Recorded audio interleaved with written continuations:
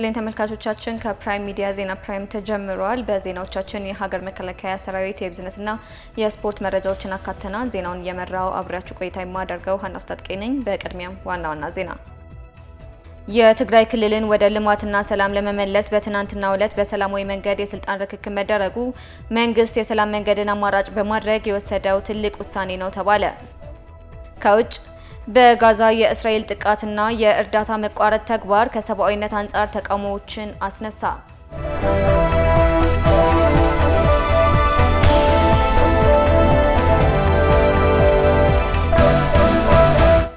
ፕሬዚዳንት ታዬ አጽቀሥላሴ ከአፍሪካ ህብረት ኮሚሽን ሊቀመንበር መሐመድ አሊ ዩሱፍ ጋር ተወያዩ። በውይይታቸውም በቀጠናው ዘላቂ ሰላምና ጸጥታ ማስፈን በሚቻልባቸው ጉዳዮች ላይ በትኩረት መክረዋል። በተለይም የአፍሪካ ህብረት በሱዳን፣ ደቡብ ሱዳንና ዲሞክራቲክ ሪፐብሊክ ኮንጎ ግጭቶች በሰላማዊ መንገድ እንዲፈቱ እያደረገ ያለው የማሸማገል ጥረት በውይይቱ ተነስቷል። ከዚህ ባለፈም ሁለቱ ወገኖች በአፍሪካ ህብረት እየተከናወኑ በሚገኙ ተቋማዊ የማሻሻያ ስራዎች ዙሪያ መክረዋል። ፕሬዚዳንት ታዬ መሐመድ አሊ ዩሱፍ በቀጠናው ዘላቂ ሰላምን ለማስፈን እያሳዩት ላለው የአመራር ቁርጠኝነትና ባለብዙ ወገን ትብብር አመስግነዋል። መሐመድ አሊ ዩሱፍ በበኩላቸው ኢትዮጵያ ወሳኝ በሚባሉ ጉዳዮች ላይ እያበረከተች ላለው አስተዋጽኦ አድናቆታቸውን መግለጻቸውን ከህብረቱ ያገኘነው መረጃ ያመላክታል። የትግራይ ክልልን ወደ ልማትና ሰላም ለመመለስ በትናንትናው ዕለት በሰላማዊ መንገድ የስልጣን ርክክብ መደረጉ ይታወሳል። ይህም በፕሪቶሪያው ስምምነት መሰረትና ሰፊ ውይይቶች ከተደረጉ በኋላ የተወሰነው ውሳኔ መንግስት የሰላም መንገድን አማራጭ በማድረግ የወሰደው ትልቅ ውሳኔ በሚል ተጠቅሷል። አለምሰገድ አበበ ተጨማሪ አለው። በሰሜኑ የሀገራችን ክፍል በተለይ በትግራይ ክልል በተከሰተው ደም አፋሳሽ ግጭት የበርካቶች ህይወትም ተነጥቋል። ወጣቶች መስሪያ እጅና እግራቸውንም አጥተዋል። የትግራይ እናቶች በጦርነቱ ልጆቻቸውንም ተነጥቀዋል። ጦርነቱን ለማስቆም አፍሪካዊ ችግሮችን በአፍሪካውያን በሚል እሳቤም በፕሪቶሪያ ላይ ታሪካዊና ለሌሎች ምሳሌ መሆን የሚችል ድልም ተመዘገበ። ፕሪቶሪያ ላይ በተደረሰው ስምምነት መሰረት በትግራይ ጊዜያዊ አስተዳደር እንዲቋቋም ሲወሰን አቶ ጌታቸው ረዳ በትልቅ ኃላፊነት ክልሉን ወደ ሰላምና ልማት እንዲያመጡት በጊዜያዊ አስተዳዳሪነት ፕሬዝዳንት በመሆንም ተመረጡ። አቶ ጌታቸው በተሰጣቸው ኃላፊነት አስተዳደራቸውንም አዋቀሩ። የፌዴራል መንግስቱ በተለይ ደግሞ ጠቅላይ ሚኒስትሩ የጊዜያዊ መንግስቱን ፕሬዝዳንትነት በመሰየም በኩል ወሳኝ ሚናም ነበራቸው። ከጦርነቱ በፊት የነበረው በህወሓት የበላይነት የተያዘው የክልሉ አስተዳደር እንዲፈርስ በመወሰኑ እንደ አዲስ በሚዋቀረው ጊዜያዊ አስተዳደር ላይ የህወሓት አንዳንድ መሪዎች ቁልፍ ቦታዎችን ለመያዝ ቢሞክሩም የጠቅላይ ሚኒስትሩን ይሁንታ ግን ማግኘትም አልተቻለም። በዚህም ሳቢያ ከመጀመሪያው አንስቶ በነባር የህወሓት አመራሮችና በአቶ ጌታቸው መካከል የነበረው ግንኙነት ቀስ በቀስ እየተበላሸም ሄደ። ጊዜያዊ አስተዳደሩን በፕሬዝዳንትነት ሲመሩ የነበሩት አቶ ጌታቸው ረዳም አዲስ አበባ ድረስ በመምጣት ለመገናኛ ብዙሃን መግለጫም ሰጡ። በመግለጫውም የተፈጠረው ችግር የደረሰበትን ሁኔታ የሚያሳይም ነበር። ትግራይ ውስጥ እየተፈጠረ ያለው ክራይሲስ አንድ የህግ ተቀባይነት ያጣ የህወሓት አንድ አንጃ ጉባኤ አድርጌ ያለው ስላለ ደጋፊዎች የሚላቸውን ከፍተኛ መኮንኖች የተወሰኑ ከፍተኛ መኮንኖችን በመያዝ እየሰራቸው ያሉ ስራዎች ናቸው። ጠቅላይ ሚኒስትር አብይ አህመድ ባለፈው አንድ ወር ገደማ ውስጥ የኢትዮጵያን ህገ መንግስት የፕሪቶሪያን ስምምነትና የዲፕሎማቲክ ማህበረሰቡን ምክር ባማከለ መልኩ ውይይቶች ሲካሄዱ መቆየታቸውን ገለጹ። በተጨማሪነትም የአቶ ጌታቸው የስልጣን ዘመን በህጉ መሰረት ሲያበቃ የሚቀሩ ቁልፍ ስራዎችን የሚያከናውን አካል ጊዜያዊ መንግስቱ መቀጠል አለበት የሚል ድምዳሜ ከተያዘም በኋላ ይህንን ሽግግር ማን መርቶ ከግብ ሊያደርሱ ይችላል የሚሉ ውይይቶችም ሲደረጉም ቆይተዋል። የትግራይ ክልል ህዝብም የራሱን መሪ እንዲመርጥ በጠቅላይ ሚኒስትር ቢሮ ጽህፈት ቤት ይፋዊ የኢሜል አድራሻ ላይ ምርጫዎችን እንዲያሳውቅ እስከ መጠየቅም ተደርሷል። ይህም በትግራይ ክልል ዳግም ደም አፋሳሽ ግጭት እንዳይከሰት በሰላማዊ መንገድ ብቻ ለመሄድ የታሰበ ጥንቃቄ የተሞላበት ውሳኔም ነበር። መጋቢት 30 ቀን 2017 ዓ.ም በጠቅላይ ሚኒስትር ጽህፈት ቤት አፈጉባኤዎች፣ ሚኒስትሮችና አምባሳደሮች በተገኙበት በጊዜያዊ አስተዳደሩ በምክትል ፕሬዝዳንት ኃላፊነት ላይ የነበሩት ጀነራል ታደሰ ወረደ በሰላማዊ መንገድ ክልሉን በጊዜያዊ አስተዳደር ፕሬዝዳንትነት እንዲመሩ ስልጣኑን ተረከቡ። ሌላ ታሪካዊ የሰላም መንገድን ምርጫ የተደረገበት ከብዙዎችም አድናቆት የተቸረው ውሳኔም ሆነ።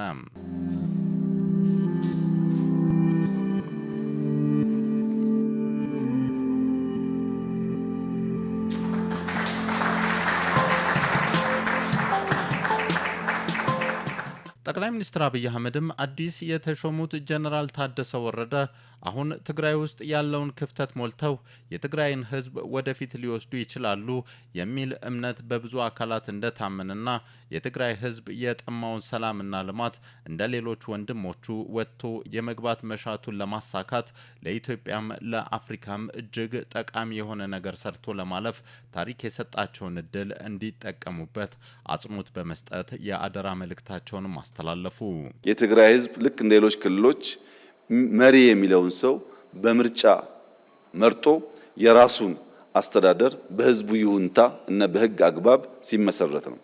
የዚህ የትራንዚሽናል አድሚኒስትሬሽን ዋነኛ ስራ የተፈናቀሉ መመለስ፣ የታጠቁ ማስፈታት፣ በኢንክሉሲቭ ናሽናል ዲያሎግ መሳተፍ ብቻ ሳይሆን የትግራይ ህዝብ የታገለለትንና የስልጣን ባለቤት የመሆን ፍላጎቱን በምርጫ ማረጋገጥ ይጠበቅብናል።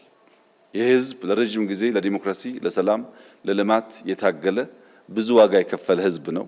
ተጨማሪ ዋጋ እንዲከፍል ከልማት እንዲርቅ ከሚያደርጉ ተግባራት በመቆጠብ ህዝቡ ስልጣኑን ተጠቅሞ ልጆቹን መምረጥ እንዲችል፣ ልጆቹ ሲባል በርካታ ትግራይን ለማስተዳደር ኢትዮጵያን ለማስተዳደርና ለማገዝ የሚችሉ ሰዎች በትግራይ ፖለቲካል አውድ ውስጥ እንዳሉ ይታወቃል።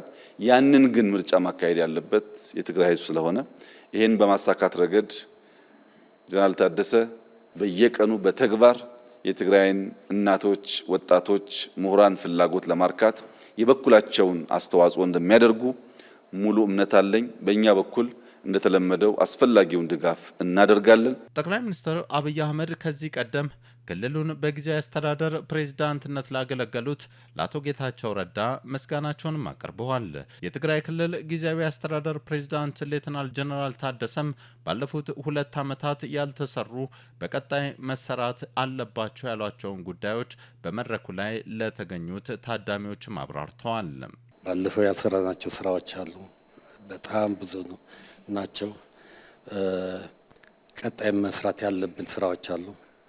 ከፕሪቶሪያ ስምምነት ብቻ የተያዘ ሳይሆን በራሳችን በውስጣችን ባለፉት 2 ዓመታት የተፈጠሩ ከፍተኛ የጸጥታ፣ የፖለቲካ እና ኢኮኖሚ ቀውሶች አሉ። እነዛም የሚፈጥሩት የስራ አጠቃላይ ሲታይ ሁሉም ተደማምሮ ሲታይ ቀላል አይደለምና እነዚህ ላይ ለውጥ ለማምጣት ማዕከል የሚሆን ስልጣን አጥታ የነበረችውን ትግራይ አሁን ማዕከሉን በማጠናከር መሰራት ያለባቸው እንደሆኑ እና ዋናው ቀጣይ ስራም ሰላምን ይዞ ሰላምን አረጋግጦ የህዝቡ ጥያቄን መፍታት፣ ፕሪቶሪያ ስምምነትን ሙሉ በሙሉ እንዲተገበር ማድረግና በዛ መጠን አሁን ያለውን ውጥረት እንትን ሆኖ ተረግቦ ሁሉም ያለው የፖለቲካ አካሄዳችን ለውጥ የምናደርግበት የወጣቱ የለውጥ ፍላጎትም ምናሳካበት ቢያንስ ትንሽ መልክ ምናስይዝበት አይነት ሁኔታ ይፈጠራል የሚል ግምት አለኝ። ለዚህ ስራ ዋናው የትግራይ ህዝብ ድጋፍ እጅግ አስፈላጊ ሆኖ የፌዴራል መንግስት ድጋፍም እንደማይለኝ ሙሉ እምነት አለኝ። ከፕሪቶሪያ ስምምነት አፈጻጸም ጋር የተያያዘ ብቻም ሳይሆን የተፈጠሩ የጸጥታ፣ የፖለቲካ እንዲሁም የኢኮኖሚ ችግሮችን ነጥሎ በማየት በሰላማዊ መንገድ ብቻ የትግራይን ህዝብ የሰላምና የልማት ፍላጎትን ለመመለስ መሰራት ይኖርበታል።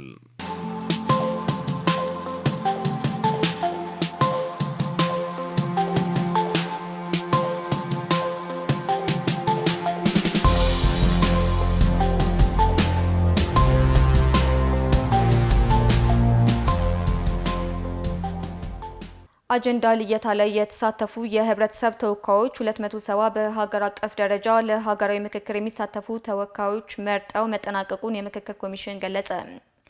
የህብረተሰብ ተወካዮቹ የጸጥታ ችግር ሳይገድባቸው በፍላጎታቸው መሳተፋቸውን ገልጸው ሂደቱም ያለምንም የጸጥታ ችግር መጠናቀቁን ተገልጿል። አለማየሁ ኃይለማርያም ተጨማሪ አለው። ሀገራዊ ምክክር ኮሚሽን በአማራ ክልል ከህብረተሰብ ክፍል ተወካዮች አጀንዳ ልየታ ሂደት ያለምንም ጸጥታ ችግር መጠናቀቁን ገለጸ። የአጀንዳ ልየታ ሂደትን አስመልክቶ ኮሚሽነር መላኩ ወልደ ማርያምና ኮሚሽነር ዶክተር ዮናስ አዳይ መግለጫ ሰጥተዋል። እንደ መግለጫቸው ከማህበረሰብ ክፍሎች ከ293 ወረዳ የተውጣጡ 4500 በላይ ተወካዮች የተሳተፉ ሲሆን ተወካዮችም ከመጋቢት 27 ጀምሮ ለ4 ቀናት አጀንዳቸውን ሲለዩ መቆየታቸውን ገልጸዋል። አጀንዳ ልየታ ሂደቱም ግልጽነት የተሞላበትና ስነ ስርዓት ባለው መልኩ መከናወኑን ኮሚሽነር መላኩ ወልደ ማርያም ገልጸዋል። አሳታፊና አካታች በሆነ መልኩ የተካሄደው አጀንዳ ልየታ ሂደት የተሳካና ውጤታማ እንደነበረም ገልጸዋል።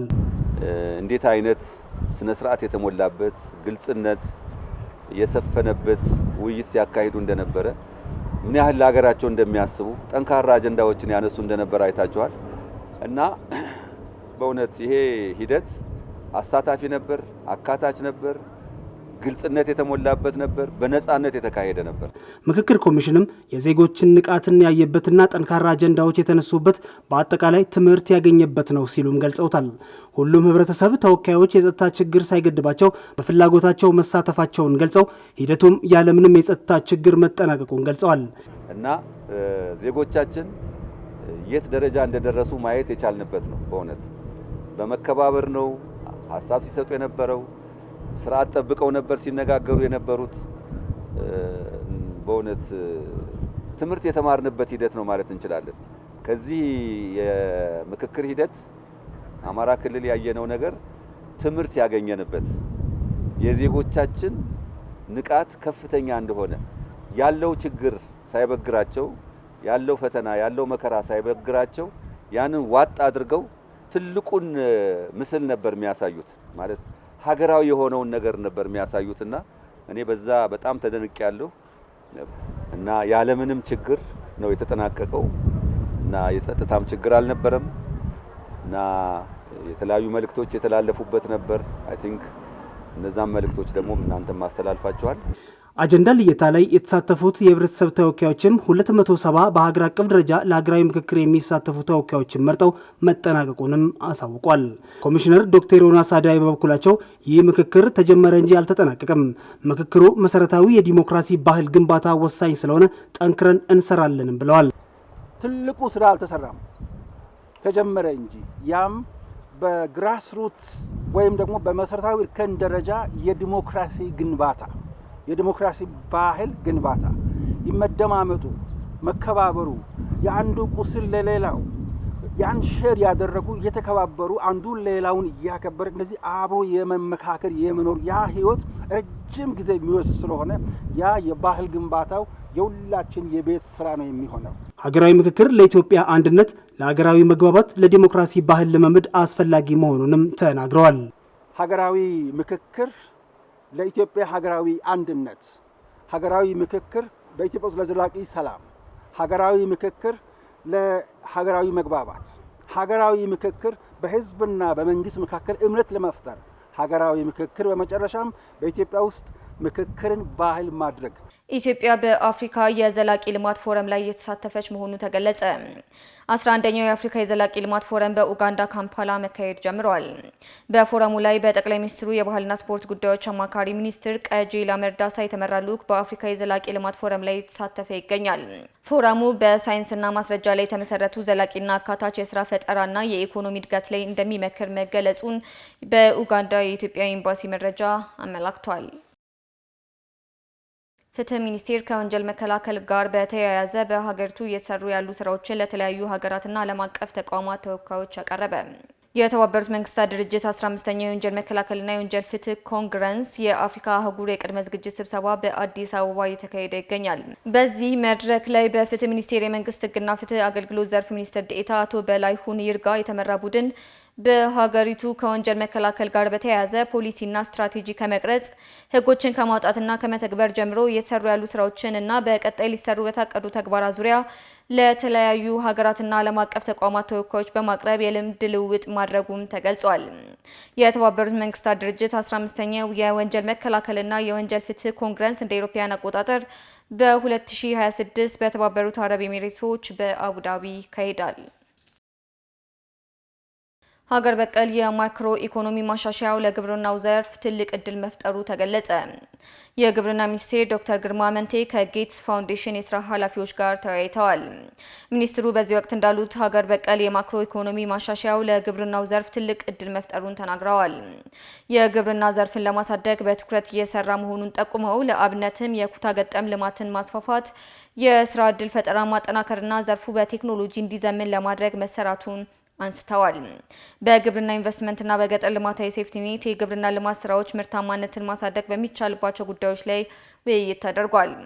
የጌትስ ፋውንዴሽን ኃላፊዎች በበኩላቸው በኢትዮጵያ የግብርናውን ዘርፍ በማዘመን ምርታማነትን ለማሳደግ የሚደረገውን ጥረት ለማጠናከር በትብብር እንደሚሰሩ ማረጋገጣቸውን የሚኒስቴሩ መረጃ ያመላክታል። ተመልካቾቻችን ዜናዎቻችን እንደቀጠሉ ናቸው። ከሀገር መከላከያ ሰራዊት ጋር የተገናኙ መረጃዎችን የምናቀርብበት ሰዓት ላይ ደርሰናል። ባልደረባዬ ታደሰ ታምራት አጠገቤ ይገኛል። ታደሰ እንዴት አምሽተሃል?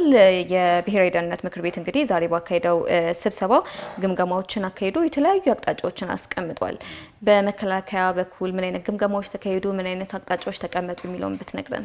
አመሰግናለሁ ሀና። እንግዲህ የብሔራዊ ደህንነት ምክር ቤት በዛሬው ዕለት ውሎ እንግዲህ የተለያዩ ጉዳዮች ላይ ቀጠናዊ፣ ሀገራዊና ዓለማዊ ጉዳዮች ላይ ውይይት አድርጎ የተለያዩ ውሳኔዎችን አሳልፈዋል። ከዚህ አንጻር እንግዲህ የሀገር መከላከያ ሰራዊትን በተመለከተ በተለይ የጸጥታ ደህንነት ተቋማትን በተመለከተ ለሀገር ውስጥ እያደረጉት ያለውን መስዋዕትነትና የደህንነት ተቋማት እያደረጉት ያለውን እንቅስቃሴ በተመለከተ አድናቆቱንም ቸሯል።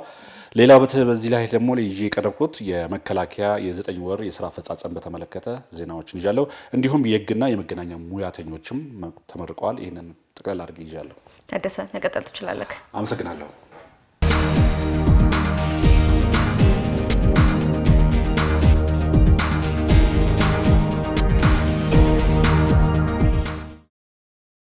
ብሔራዊ የደህንነት ምክር ቤት ሚያዝያ 1 ቀን 2017 ዓ.ም ባደረገው ስብሰባ ሀገራዊ፣ ቀጠናዊ፣ ዓለማዊ ሁኔታዎችን ገምግሞ አቅጣጫዎችን አስቀምጧል።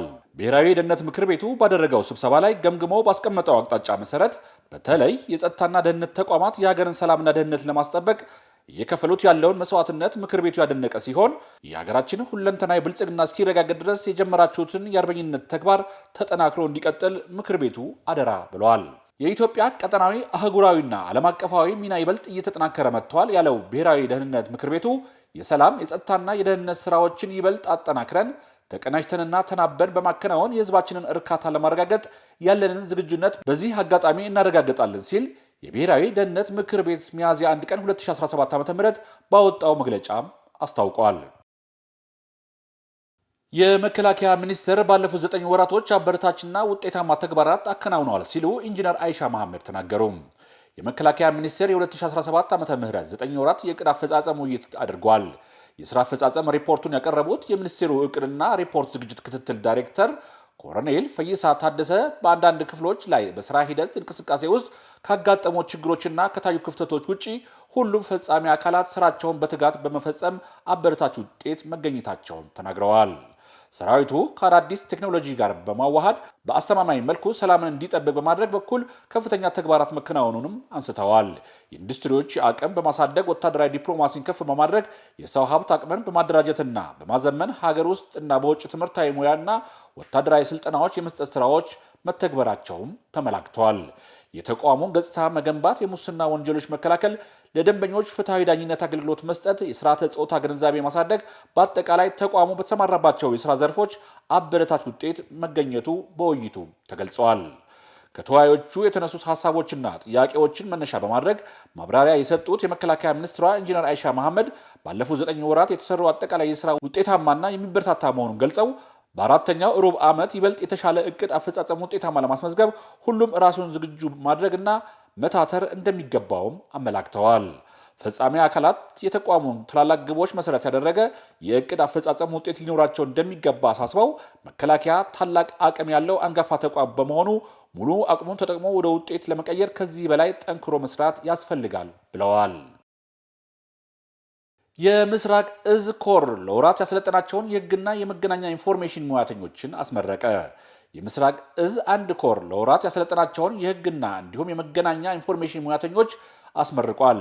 በምረቃ መርሃ ግብሩ ላይ በክብር እንግድነት የተገኙት የምስራቅ እዝ የሰራዊት ስነ ልቦና ግንባታ ኃላፊ ብርጋዴር ጄኔራል ማርዬ ምትኩ ሰራዊቱ ከሚገነባበት ወታደራዊ ብቃትና ዲሲፕሊን ተነስቶ ከውስጥም ከውጭ የሚቃጣበትን ትንኮሳ ያለ ውጊያ በሩቅ ለማስቀረት ስልጠና ዋነኛ አስፈላጊ የሰራዊታችን ስንቅ ነው ብለዋል። ተመራቂዎች በተሰጣቸው ስልጠና መሰረት ራሳቸውን እያዳበሩ ውጤታማ ስራ መስራት እንደሚጠበቅባቸው ጄኔራል መኮንኑ አሳስበዋል። የኮሩ አዛዥ ኮሎኔል ፈይሳ አየለ በበኩላቸው ከዘመኑ ጋር አብሮ የሚዘምን ተጣጣፊና ፈጣን ሙያ የሚመጥን በዲሲፕሊን ታነጸ ሚስጥር ጠባቂ የሰለጠነ በአቅም የተጎለበተ ሰራዊት በመፍጠር ለታቀደው ዘመናዊ ሰራዊት ግንባታ ሂደት የበኩላችንን እንወጣለን ብለዋል። ኮሩ ካለበት ውስብስብ የግዳጅ ቀጠና አንጻር አባላቱን በአቅምም በእውቀትም ማጎልበት ለነገ የማይተው ተግባር ነው ያሉት ኮሎኔል ፈይሳ ወጥና ቀጣይነት ባለው መልኩ ስልጠናዎችን በመስጠት ለቀጣይ ለሚሰጡ ማንኛውም ግዳጅ ራስን እያዘጋጀን እንቀጥላለን ብለዋል። የስልጠናው ሪፖርት ያቀረቡት የኮሩ ሰው ሀብት ኃላፊ ሌተናል ኮሎኔል እንዳለ ኃይሌ እንደ ኮር ተመጣጣኝ ችሎታ ለመፍጠርና በግዳጅ የላቀ አፈጻጸምና ውጤት ለማስመዝገብ የሚያስችል ግንዛቤ በስልጠናው መፈጠሩን ተችሏል ሲሉም ተናግረዋል።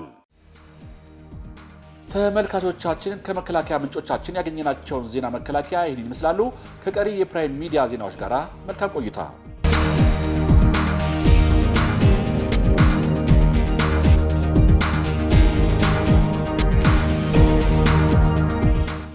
ተመልካቾቻችን ዜናዎቻችን እንደቀጠሉ ናቸው። የቢዝነስ መረጃዎችን የምናቀርብበት ሰዓት ላይ ደርሰናል። ባልደረባዬ በጸሎት ጌታቸው አጠገቤ ትገኛለች።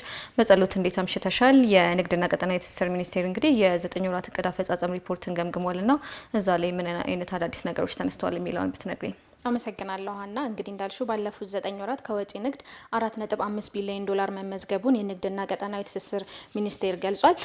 በዚህም እንግዲህ በኢትዮጵያ ከወጪ ንግድ ታሪክ ለመጀመሪያ ጊዜ 4.5 ቢሊዮን የአሜሪካን ዶላር ማስመዝገብ ተችሏል ብለዋል። ይሄ ከሀገር ውስጥ የያዝነው የቢዝነስ ዜናችን ነው። ከሀገር ውጭ ካገኘናቸው የቢዝነስ ዜናዎቻችን መካከል አንዱ ቻይና ወደ አሜሪካ የምትልካቸው ሸቀጦች ላይ ጣለችውን 34% ታሪፍ የማይነሳ ከሆነ አሜሪካ ተጨማሪ 50% ታሪፍ ቻይና ላይ እንደምትጥል አስታውቃለች። ሌሎቹን በሰፊ እንመልከት። በጸሎት መቀጠል ትችላለሽ። አመሰግናለሁ።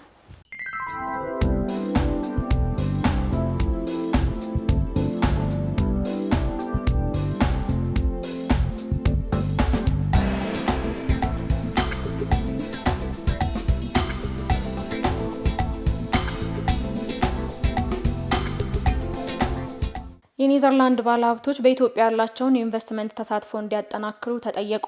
የውጭ ጉዳይ ሚኒስቴር ዶክተር ጌዲዮን ጢሞቴዎስ በኢትዮጵያ የኔዘርላንድስ አምባሳደር ክሪስቲን ፒሬን ጋር የሁለቱን ሀገራት ግንኙነት ማጠናከር በሚቻልባቸው መስኮች ላይ ተወያይተዋል። ሚኒስትሩ መንግስት ያካሄደው ሁሉን አቀፍ የኢኮኖሚ ማሻሻያ ምቹ የኢንቨስትመንት እድል የፈጠረ በመሆኑ የኔዘርላንድ ባለሀብቶችና ኩባንያዎች ያላቸውን ተሳትፎ አጠናክረው እንዲቀጥሉ ጠይቀዋል። በፕሪቶሪያው የሰላም ስምምነት አፈጻጸም ወቅታዊ ሁኔታ፣ ቀጠናዊ የሰላምና ደህንነት ዙሪያ ለአምባሳደሯ ገለጻ ማድረጋቸውን የውጭ ጉዳይ ሚኒስቴር መረጃ ያመለክታል። ኢትዮጵያና አውሮፓ ህብረት በኢኮኖሚ ዘርፍ ያላቸውን ግንኙነት ለማጠናከር ተስማሙ። የገንዘብ ሚኒስቴር ዴኤታ ሰመሪታ ሰዋሰው በሲሞን ሞርዲ ከተመራ የአውሮፓ ህብረት ልዑካን ቡድን ጋር ውይይት አድርገዋል። ውይይቱ የግሉ ዘርፍ ለኢኮኖሚ እድገት ያለውን ፋይዳ በተመለከተ እንዲሁም ሁለቱ ወገኖች በንግድና ኢንቨስትመንት ዘርፎች በጋራ በሚሰሩበት አግባብ ላይ ያተኮረ ነው ተብሏል።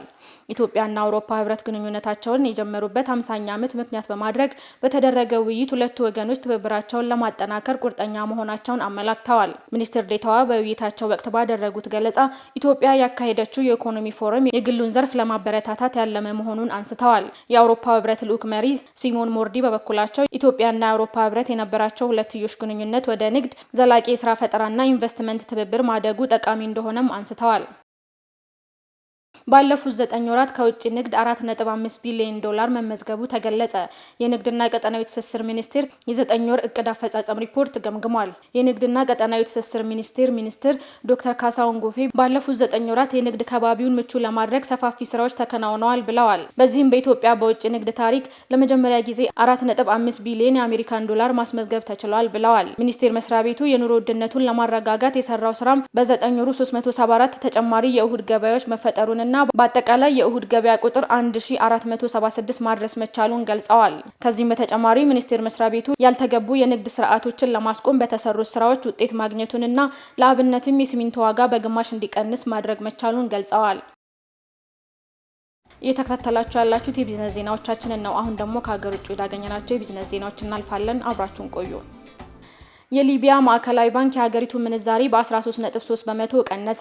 የዲናር ምንዛሪ ዋጋ አሁን ላይ ወደ አሜሪካን ዶላር 5.5677 ተቀምጧል። ይህም ወዲያውኑ ተግባራዊ ይሆናል ተብሏል። ይህ የገንዘብ መጠንም ከ2020 4.48 ዶላር ከነበረበት ጊዜ ጀምሮ ይፋዊ የመገበያያ ዋጋ መቀነሱ ያመለክታል።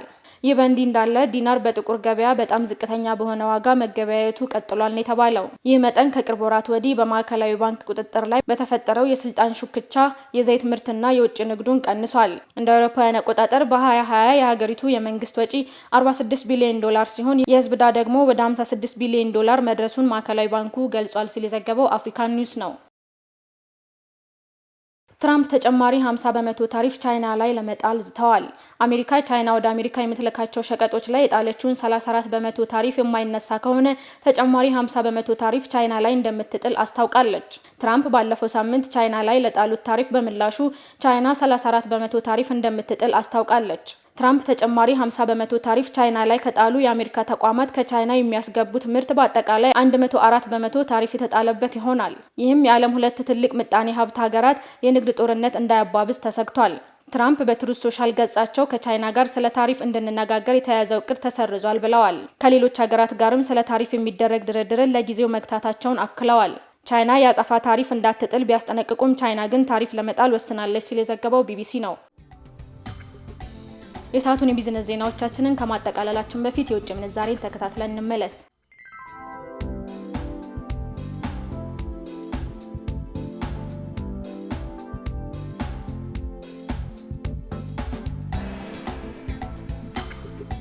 ለሰዓቱ ያዝናቸው የቢዝነስ ዜናዎቻችን ይህን መስሉ ነበር። ቀሪ ፕራይም ሚዲያ ዜናዎች ይቀጥላሉ። መልካም ቆይታ።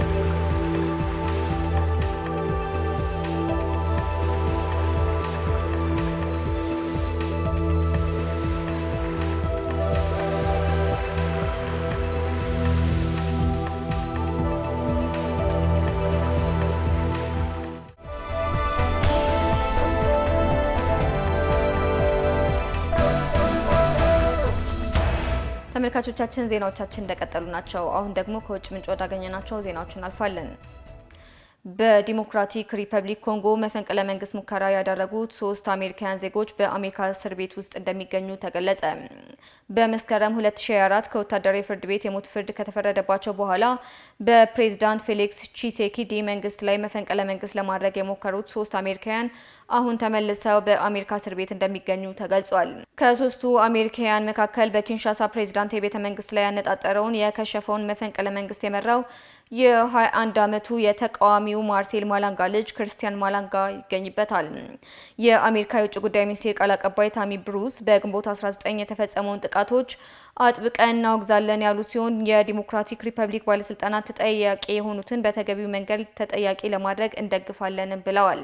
3ቱ አሜሪካውያንን ወደ ሀገራቸው መመለስና የኮንጎ ባለስልጣናት ከአሜሪካ ጋር ያደረጉት የማዕድን ውል ስምምነት በምስራቅ ዲሞክራቲክ ሪፐብሊክ ኮንጎ አማጽያንን ለመዋጋት የጸጥታ ድጋፍ ለማግኘት እንደሚያስችላትም ተገልጿል። ከጥር ወር ጀምሮ የኮንጎ ታጣቂ ኃይሎች በሩዋንዳ የሚደገፈው ኤም23 አማጺ ቡድን በሰሜንና በደቡብ ኪቩ ግዛቶች ያደረሰውን ፈጣን ጥቃት ለመቆጣጠር እየታገለ ነው ሲል የዘገበው አፍሪካ ኒውስ ነው። በጋዛ የእስራኤል ጥቃትና የእርዳታ መቋረጥ ተግባር ከሰብአዊነት አንጻር ተቃውሞዎችን አስነሳም። የተባበሩት መንግስታት ድርጅት ለጋዛ ነዋሪዎች የሰብአዊ እርዳታ እንዳይደርስ እስራኤል የወሰደችው እርምጃ ወደ ክስ ሊወስደው ነው ተብሏል። አለም ሰገድ አበበ ተጨማሪ አለው።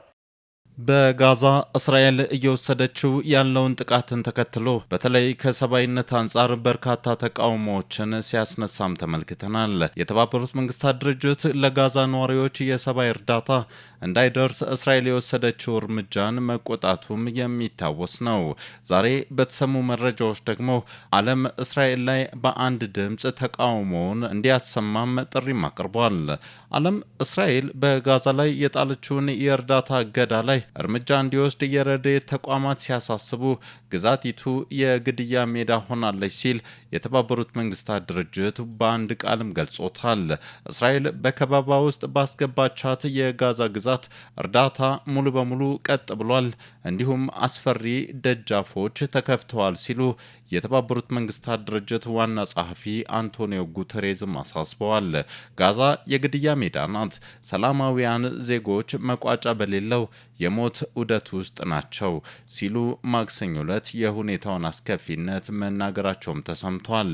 ዋና ጸሐፊው አስተያየታቸውን የሰጡት 6 የተባበሩት መንግስታት ኤጀንሲ ኃላፊዎች የምግብና ሌሎች መሰረታዊ አቅርቦቶች ለፊልስጤማውያን እንዲደርስ የዓለም መሪዎች አፋጣኝ እርምጃ እንዲወስዱ ከተማጸኑም በኋላም ነበር። የእስራኤሉ የውጭ ጉዳይ ሚኒስትር በበኩሉ በጋዛ በቂ ምግብ እንደሌለ አስታውቆ ዋና ጸሐፊውን የእስራኤልን ስም በማጥፋት ክስም አቅርበዋል። እስራኤል በጋዛ ሰርጥ ምንም አይነት እርዳታ እንዳይገባ እገዳ ከጣለች ከወር በላይ አስቆጥሯል። እስራኤል በጋዛ ላይ ሙሉ የእርዳታ እገዳ እንዲሁም እንደ አዲስ ጥቃቷን የጀመረችው የጋዛ የተኩስ አቁም የመጀመሪያ ምዕራፍ ከተጠናቀቀ በኋላም ነው። እስራኤል የመጀመሪያው ምዕራፍ የተኩስ አቁም ስምምነትን መራዘምን ሐማስ እንዲቀበልም ትፈልጋለች። ሐማስ በበኩሉ ሁሉም ታጋቾች እንዲለቀቁ እንዲሁም የእስራኤል ጦር ከጋዛ ሙሉ በሙሉ እንዲወጣና ዘላቂ መረጋጋትን ማምጣት ያለመው ሁለተኛው ምዕራፍ ተግባራዊ ይሁን ሲልም ጠይቋል። ሆኖም እስራኤልና አሜሪካ ስምምነቱን በመቀየር አንደኛው ምዕራፍ እንዲራዘምና ታጋቾች እንዲለቀቁ ለማድረግ እየሞከሩ ስለመሆኑ የቢቢሲ ዘገባም ያሳያል። እስራኤል በአየርና በመሬት የተቀናጀ ድጋሚ ጥቃት ከጀመረች በኋላም 1449 ፍልስጤማውያን መገደላቸው ነው በሐማስ የሚመራው የጋዛው ጤና ሚኒስትር የሚያስታወቀው። ታዲያ የጋዛ ሰላም ከትራምፕ ወደ ስልጣን መምጣት ጋር ተያይዞ ይስተካከላል ቢባልም እንደታሰበው ሳይሆን ዛሬ ላይም ተደርሷል። ስለ ነገውስ ማን በእርግጠኝነት መናገር ይችል ይሆን? ዘገባው የቢቢሲ ነው። ተመልካቾቻችን ዜናዎቻችን እንደቀጠሉ ናቸው። የስፖርት መረጃዎችን የምናቀርብበት ሰዓት ላይ ደርሰናል። ባልደረባዬ ሀብታሙ ምትኩ አጠገቤ ይገኛል። ሀብታሙ እንዴት አምሽተሃል? ትላንት ምሽት እንግዲህ የአርሰናልና የሪያል ማድሪድ ጨዋታ ተካሂዶ ነበር። እዛ ላይ እንግዲህ ያልተጠበቀ ውጤት ተገኝቷል። ይህንና ሌሎችም ምን የምትነግረን መረጃዎች ይኖርሃል? ቀደም ብለሽ እንደነሳሽው እንግዲህ ትላንት ምሽት የተደረገው የአውሮፓ ቻምፒየንስ ሊግ አርሰናል ሪያል ማድሪድን ያስተናገደበትና 3-0 ያሸነፈበት ጨዋታ ለብዙዎች ያልተጠበቀ ውጤት የተመዘገበበት ጨዋታ ነበር። ሪያል ማድሪድ ካለው ኃያልነት አንጻር አርሰናልም ዘንድሮ በተለይም እያሳየ ካለው እንቅስቃሴ አንጻር ጨዋታ በብዙዎች ተጠብቆ ነበር። በዚህ መልኩ ይጠናቀቃል ተብሎ አልተጠበቀም ነበር። ግን አርሰናል በአስደናቂ ሁኔታ ጨዋታውን 3-0 አሸንፏል። የመልሱ ጨዋታ ቀጣይ ሳምንት የሚደረግ ነው የሚሆነው። ዛሬም ጨዋታዎች ቀጥለው ይደረጋሉ። ወደዛ ከማለፋችን በፊትም እንግዲህ የኢትዮጵያ ፕሪሚየር ሊግም የ24ኛ ሳምንት ጨዋታዎች ዛሬም ቀጥለው ተደርጓል። የ24ኛ ሳምንት መርሃ ግብር በነገው ዕለት ይጠናቃል። እንደሚታወቀው የኢትዮጵያ ፕሪሚየር ሊግ በሐዋሳ ዩኒቨርሲቲ ስታዲየም እየተካሄደ የሚገኘው ነገም ተጠባቂ ጨዋታዎች ይደረጋሉ። በተለይም ኢትዮጵያ ቡና ከባህር ዳር ከተማ የሚያደርጉት ጨዋታ የሚጠበቅ ነው። ወደ ባህር ማዶ ስናልፍ ደግሞ ቀደም ብለን ያነሳነው የአውሮፓ ቻምፒየንስ ሊግ ጨዋታዎች ዛሬ ምሽትም ቀጥለው ምሽት 4 ሰዓት ላይ ባርሴሎና ቦሩሲያ ዶርትሙንድን እንዲሁም ፒኤስጂ አስቶን ቪላን የሚያስተናግዱባቸው ጨዋታዎች የሚጠበቁና መታየት ያለባቸውን ጨዋታዎች ናቸው። ከዛም ባለፈ በአፍሪካም በተመሳሳይ የክለቦች ውድድር በቻምፒየንስ ሊግና በኮንፌዴሬሽን ዋንጫ በአሁኑ ሰዓትም ጨዋታዎች እየተደረጉ ነው የሚገኙት። እነዚህና ሌሎች መረጃዎችን ማጠቃለን ቀርባለን። ሀብታሙ መቀጠል ትችላለህ። አመሰግናለሁ።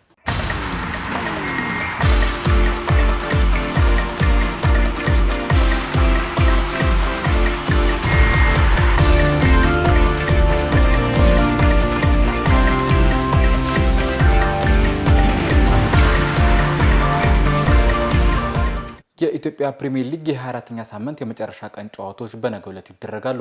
ነገ ከቀን 9 ሰዓት ጀምሮ በሚደረገው የዕለቱ ቀዳሚ ጨዋታ አርባ ምንጭ ከተማና ኢትዮጵያ ንግድ ባንክ 23ኛው ሳምንት ድላቸው ማግስት ይገናኛሉ። አርባ ምንጭ ከተማ ኢትዮ ኤሌክትሪክን፣ ኢትዮጵያ ንግድ ባንክ ደግሞ ሲዳማ ቡና ማሸነፋቸው የሚታወስ ነው። አርባ ምንጭ ከተማ በ33 ነጥቦች 7ኛ ደረጃ ላይ ሲገኝ ተጋጣሚው ኢትዮጵያ ንግድ ባንክ በ2 ነጥቦች አንሶ 9ኛ ደረጃ ላይ ይገኛል። የሳምንቱ የመጨረሻ መርሃ ግብር ከአመሻሽ 12 ሰዓት ጀምሮ ሲደረግ ኢትዮጵያ ቡና ከባህር ዳር ከተማ ይገናኛሉ። ኢትዮጵያ ቡና 36 ነጥቦችን በመሰብሰብ በደረጃ ሰንጠረዡ 3ኛ ላይ የተቀመጠ ሲሆን ባህር ዳር ከተማ በበኩሉ በ34 ነጥቦች የ4ኛ ደረጃን ይዟል። ካለፉት 7 ጨዋታዎች በ5 አሸንፎ በ2 ነጥብ የተጋራው ኢትዮጵያ ቡና በጨዋታው ማሸነፍ ከቻለ ከመሪው ኢትዮጵያ መድን ያለውን የነጥብ ልዩነት ወደ 6 አጥቦ 2ኛ ደረጃ ላይ መቀመጥ ይችላል። በአንጻሩ ባህር ዳር ከተማ ድል ከቀናው ደረጃውን ከ4ኛ ወደ 2ኛ ያሻሽላል። የኢትዮጵያ ሴቶች ፕሪሚየር ሊግ የ20ኛ ሳምንት የመጨረሻ ጨዋታዎችን በነገው ዕለት ይከናወናሉ። ነገ ከረፋድ 4 ሰዓት ጀምሮ በሚደረገው ጨዋታ የሊጉ መሪ ኢትዮጵያ ንግድ ባንክ በወራጅ ቀጠና የሚገኘው ቂርቆስ ክፍለ ከተማን የሚገጥም ይሆናል። ኢትዮጵያ ንግድ ባንክ በ47 ነጥቦች ሊጉን እየመራ ሲገኝ ቂርቆስ ክፍለ ከተማ በበኩሉ በ14 ነጥቦች የ13ኛ ደረጃን ይዟል። አበበ ቢቂላ ስታዲየም ላይ ሲካሄድ በነበረው የአንደኛው ዙር ኢትዮጵያ ንግድ ባንክ 3-0 ማሸነፉም የሚታወስ ነው።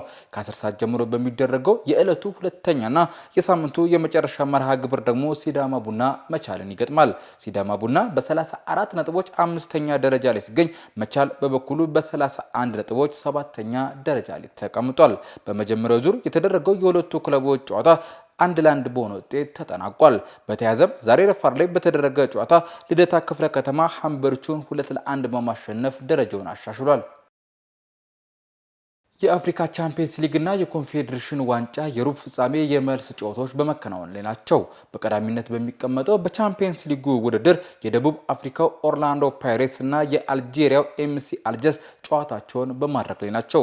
ሁለቱ ክለቦች ከቀናቶች በፊት ባደረጉት ጨዋታ ኦርላንዶ ፓይሬትስ በሙአሁ ኤንኮታ ብቸኛ ግብ 1-0 አሸንፏል።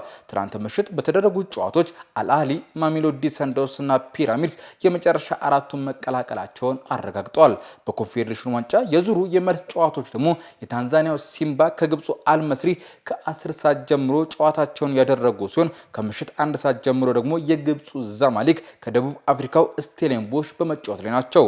ካይሮ ላይ በመደረግ ላይ ያለውን ጨዋታ ኢትዮጵያዊው ኢንተርናሽናል ዳኛ በአምላክ ተሰማ በዋና ዳኝነት እየመራው ይገኛል። ቀሪ የሩብ ፍጻሜ የመልስ ጨዋታዎች ምሽት 4 ሰዓት ጀምሮ ሲደረጉ ሞሮኮ ላይ የሞሮኮ አርሲ ቤርካኒ ከኮትዲቫሩ ሚሞሳስ እንዲሁም አልጀርስ ላይ ደግሞ ሁለቱ የአልጄሪያ ክለቦች ዩኤስኤም አልጀር ከኮንስታንቲን ይገናኛሉ።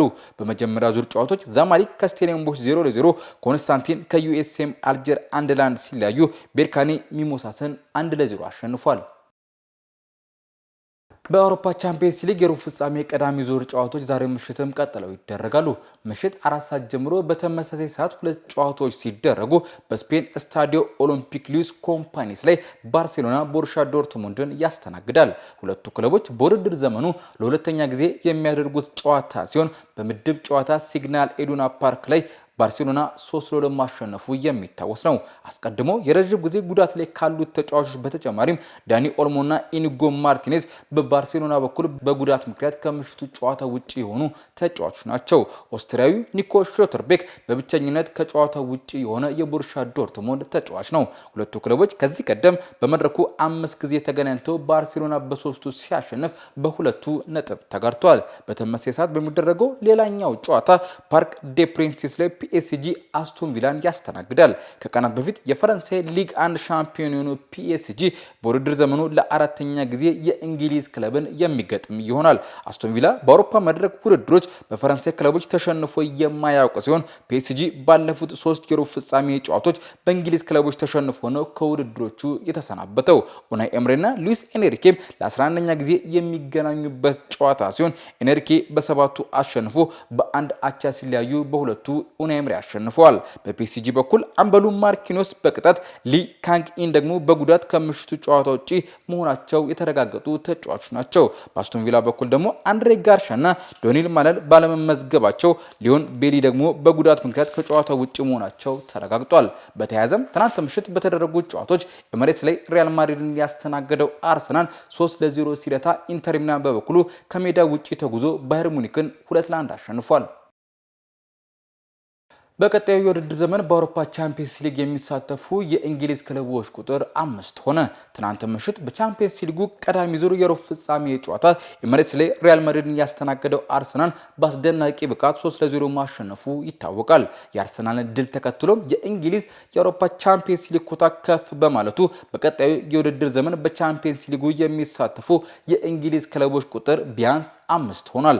በተጨማሪም አርሰናልና አስቶን ቪላ በቻምፒየንስ ሊጉ ቶተንሃምና ማንቸስተር ዩናይትድ ደግሞ በዩሮፓ ሊጉ እንደሚያስመዘግቡት ውጤት የተሳታፊዎች ቁጥር እስከ 7 ሊደርስም ይችላል። ተመልካቾች ለምሽቱ የነበሩን ስፖርት ዜናዎቻችን እስካሁን የተመለከታችኋቸውን ይመስሉ ነበር። መልካም ምሽት።